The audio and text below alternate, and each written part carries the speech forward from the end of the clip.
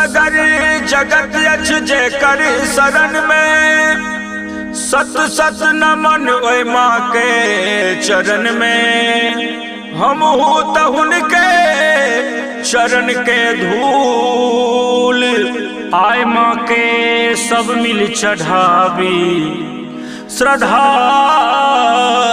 के फूल। बोला बोला बिना पुस्तक धारणी की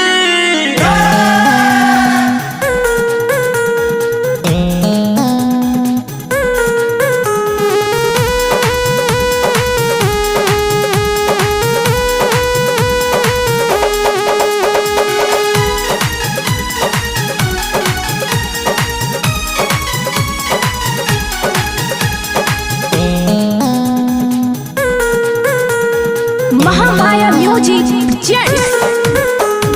हमारा समूह किया मोरे लगे मैया बेटा तोहर छोना दान ज्ञान के दीप जरब तन।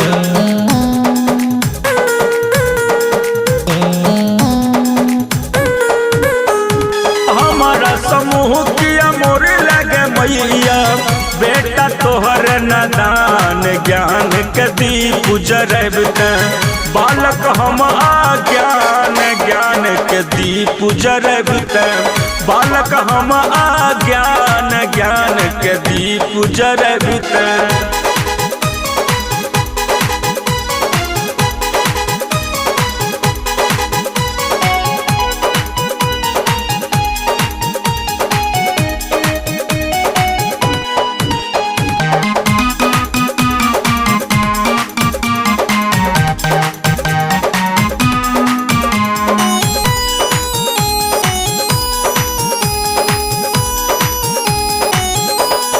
गलती भेल कोन हमरा सा आँख में नोर दे लगे निस दिन तोरे हम पूजलियो किया कठोर भे लगे।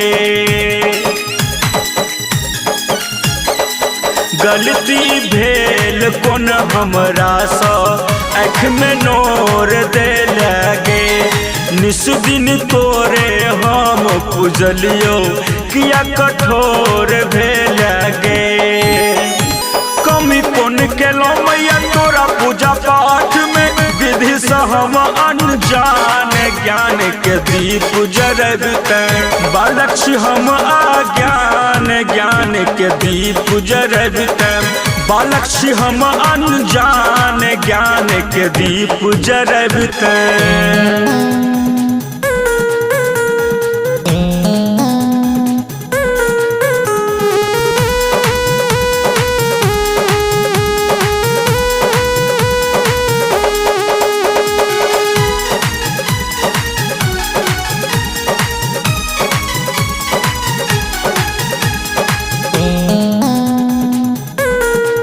म्यूजिक बाय संजय छलिया।